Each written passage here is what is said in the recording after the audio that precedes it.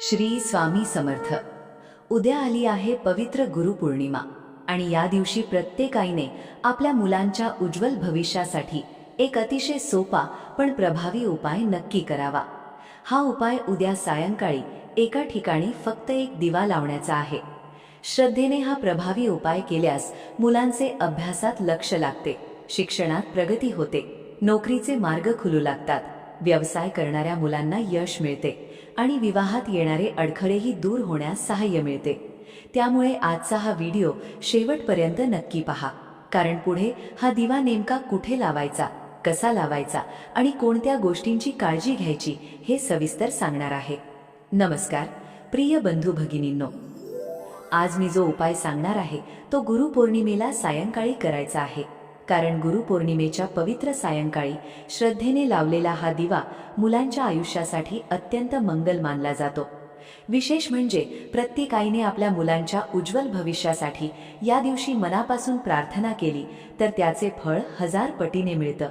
हा उपाय करताना मुलांचे शिक्षण, करिअर, नोकरी, व्यवसाय, विवाह आणि त्यांच्या सर्वांगीण प्रगतीसाठी मनापासून प्रार्थना करायची आहे. अनेक आई हा उपाय दरवर्षी श्रद्धेने करतात आणि म्हणूनच गुरुपौर्णिमेच्या दिवशी या सेवेचे महत्त्व अधिक वाढते. हा उपाय श्रद्धेने केल्यावर मुलांचे अभ्यासात मन अधिक एकाग्र होण्यासाठी मदत मिळते. ज्यांची मुले स्पर्धा परीक्षांची तयारी करत आहेत, नोकरीसाठी प्रयत्न करत आहेत किंवा व्यवसायामध्ये प्रगतीची वाट पाहत आहेत, अशा प्रत्येक आईने हा उपाय नक्की करावा. एवढंच नाही, ज्या मुलामुलींच्या विवाहामध्ये वारंवार अडथळे येत आहेत त्यांच्यासाठीही या दिवशी केलेली प्रार्थना विशेष फलदायी मानली जाते. म्हणूनच आजचा हा उपाय केवळ दिवा लावण्यापुरता नाही, तर आपल्या मुलांच्या आयुष्यात ज्ञान, योग्य मार्ग आणि यशाचा प्रकाश कायम राहावा अशी मनापासून केलेली सेवा आहे. आणखी एक महत्त्वाची गोष्ट म्हणजे हा उपाय करताना मन शांत ठेवायचे.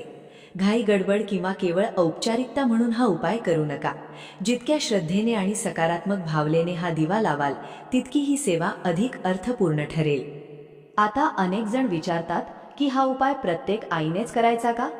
तर शक्य असेल तर आईनेच करावा, कारण मुलांसाठी आईच्या मनात असलेली निस्वार्थ भावना आणि आशीर्वाद याला खूप मोठे महत्त्व असते. मात्र एखाद्या कारणामुळे आईला हा उपाय करता आला नाही तर घरातील इतर ज्येष्ठ स्त्री किंवा वडील सुद्धा मुलांच्या नावाने श्रद्धेने हा दिवा लावू शकतात. आता या उपायाची सुरुवात कशी करायची ते पाहूया. उद्या गुरुपौर्णिमेच्या दिवशी सकाळी नेहमीप्रमाणे लवकर उठायचे, घराची स्वच्छता करून घ्यायची आणि देवाचे स्मरण करायचे.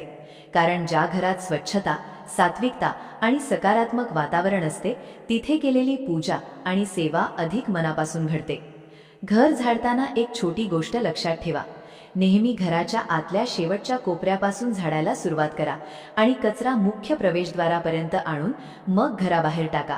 मुख्य दरवाजापासून आत झाडण्याऐवजी अशी पद्धत ठेवली तर घरातील नकारात्मकता बाहेर जाते असे मानले जाते. यानंतर स्वच्छ स्नान करून स्वच्छ वस्त्रे परिधान करा. शक्य असेल तर स्नानाच्या पाण्यात चिमूटभर हळद टाका. त्यानंतर एक तांब्याचा कलश किंवा तांब्याचे भांडे घ्या. त्यामध्ये स्वच्छ पिण्याचे पाणी भरा. त्यात थोडी हळद, थोडे गंगाजल आणि शक्य असेल तर थोडे गोमूत्र मिसळा. आता हे पाणी आपल्या मुख्य प्रवेशद्वाराच्या उंबरठ्यावर आणि दाराच्या बाहेरील बाजूला हलक्या हाताने शिंपडा. त्यानंतर स्वच्छ कापडाने ती जागा पुसून घ्या. यामुळे सायंकाळी दिवा लावण्यासाठी ती जागा पवित्र आणि स्वच्छ तयार होते. आता उंबरठ्यावर हळदीचे लेपन करायचे आहे. अगदी साध्या पद्धतीने हळद लावली तरी चालेल. त्यानंतर एका छोट्या वाटीत कुंकवाचा गंध तयार करा आणि उंबरठ्याच्या डाव्या व उजव्या बाजूला 2 स्वस्तिक काढा. यानंतर उंबरठ्याच्या मध्यभागी अष्टलक्ष्मीचे प्रतीक काढायचे आहे. आपल्या उजव्या हाताच्या करंगळी शेजारच्या बोटाने कुंकवाचा गंध घेऊन एकामागोमाग 8 रेषा काढायच्या आणि प्रत्येक रेषेसोबत अष्टलक्ष्मीचे स्मरण करायचे.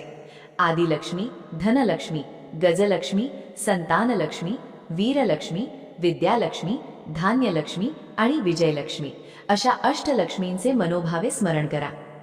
बघा, आजचा उपाय मुलांच्या प्रगतीसाठी आहे.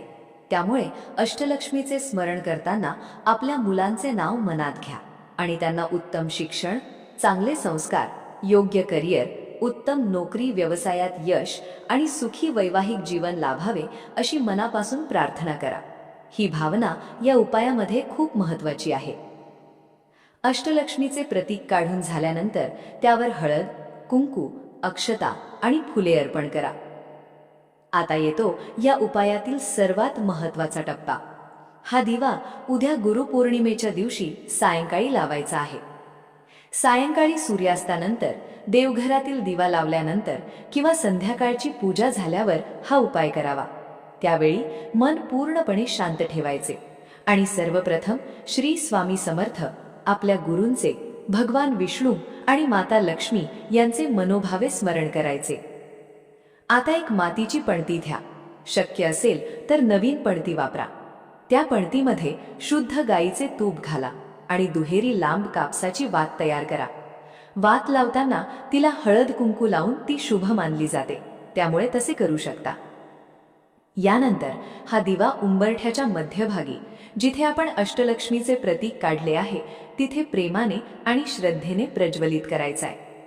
दिवा लावताना आपल्या मुलांचे नाव मनात घ्या आणि अशी प्रार्थना करा: हे गुरुदेव, माझ्या मुलांवर तुमची कृपादृष्टी सदैव राहू द्या. त्यांच्या बुद्धीला योग्य दिशा द्या. अभ्यासात त्यांचे मन रमू द्या.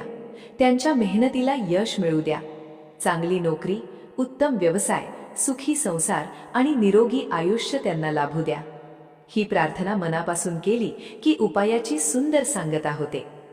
दिवा लावल्यानंतर त्या दिव्यामध्ये 2 अखंड लवंगा, 2 हिरव्या वेलची आणि 1 रुपयाचे नाणे श्रद्धेने अर्पण करा. त्यानंतर दिव्यालाही हळद कुंकू वाहून नमस्कार करा. बघा, इथे एक गोष्ट विशेष लक्षात ठेवा. हा दिवा मुद्दाम विझवायचा नाही. तो स्वतःहून शांत होईपर्यंत तसाच तेवत राहू द्या. कारण अखंड तेवणारा दिवा हा ज्ञान, सकारात्मक ऊर्जा आणि गुरुकृपेचे प्रतीक मानला जातो. यानंतर आणखी एक छोटी पण अत्यंत महत्त्वाची सेवा करायची आहे. एक स्वच्छ लाल रंगाचा कपडा घ्या. त्यामध्ये 2 तुळशीची पानं आणि तुळशीची एक छोटी काडी ठेवा. त्याची एक छोटीशी पोटली बांधा. ही पोटली मुख्य प्रवेशद्वाराच्या आतल्या किंवा बाहेरच्या बाजूला, जिथे सुरक्षित जागा असेल तिथे ठेवायची आहे. चातुर्मास संपेपर्यंत ती तशीच ठेवायची आणि चातुर्मास पूर्ण झाल्यानंतर वाहत्या पाण्यात विसर्जित करायची. असे केल्याने घरातील सात्विक वातावरण टिकून राहते आणि आपल्या मुलांवर नकारात्मक ऊर्जेचा प्रभाव कमी व्हावा अशी प्रार्थना केली जाते. आता पुढे आपण गुरुपौर्णिमेच्या दिवशी आईने मुलांसाठी आणखी कोणत्या छोट्या सेवा आवर्जून कराव्यात, तसेच हा उपाय पूर्ण झाल्यानंतर कोणती प्रार्थना केल्याने त्याचे महत्त्व अधिक वाढते हे पाहणार आहात. सर्वप्रथम आपल्या मुख्य प्रवेशद्वाराच्या बाहेर सुंदर अशी रांगोळी काढा. शक्य असेल तर लक्ष्मीची पावले, गोपद्म किंवा स्वस्तिक काढा. त्यानंतर मुख्य दरवाजावर हळदीने स्वस्तिक काढून त्याखाली कुंकवाने ओम विष्णवे नमः असे लिहा. भगवान विष्णू आणि माता लक्ष्मी यांचे स्मरण करून नमस्कार करा. यासोबतच आपल्या स्वयंपाकघराचीही पूजा करायला विसरू नका. जिथे अन्नपूर्णा मातेचा वास असतो तिथे माता लक्ष्मीची कृपाही सदैव राहते असे मानले जाते. त्यामुळे गॅस, अन्नपूर्णा माता आणि स्वयंपाकघराला हळद कुंकू वाहून नमस्कार करा. त्यानंतर तुळशी मातेची पूजा करा. तुळशीला स्वच्छ पाणी अर्पण करा. हळद कुंकू लावा आणि मनापासून प्रदक्षिणा घाला. शक्य असेल तर तुळशीपाशीही एक छोटासा तुपाचा किंवा तेलाचा दिवा लावा. ही सेवा घरात सात्विकता आणि सकारात्मक वातावरण निर्माण करण्यास सहाय्य करते. आणि आता गुरुपौर्णिमेच्या दिवशी प्रत्येक आई वडिलांनी आवर्जून करावी अशी एक सुंदर गोष्ट सांगते. या दिवशी आपल्या मुलांना आपल्या पायाशी नमस्कार करायला सांगा आणि त्यांना आशीर्वाद द्या. कारण प्रत्येक मुलाचा पहिला गुरु म्हणजे त्याचे आई वडील. जीवनातील पहिले संस्कार, योग्य अयोग्याची ओळख आणि चांगल्या मार्गाची शिकवण मुलांना आई वडिलांकडूनच मिळते. मुलांनी मनापासून आई वडिलांचा आशीर्वाद घेतला तर त्यांच्यामध्ये वडीलधाऱ्यांबद्दल आदर वाढतो आणि गुरूंचा सन्मान करण्याची सुंदर भावना निर्माण होते. गुरुपौर्णिमेच्या दिवशी ही छोटीशी सेवा नक्की घडू द्या. आणि जेव्हा तुम्ही सायंकाळी दिवा लावाल तेव्हा शेवटी आपल्या मुलांचे नाव घेऊन श्री स्वामी समर्थांच्या चरणी एकच प्रार्थना करा: हे स्वामी, माझ्या मुलांवर सदैव तुमची कृपा राहू द्या. त्यांना चांगली बुद्धी, उत्तम आरोग्य, योग्य निर्णय घेण्याची शक्ती, शिक्षणात यश, करिअरमध्ये प्रगती आणि आयुष्यभर सत्कर्म करण्याची प्रेरणा द्या. त्यांच्या आयुष्यातील प्रत्येक अडथळ्यावर मात करण्याचे सामर्थ्य त्यांना मिळू दे. ही प्रार्थना मनापासून करा.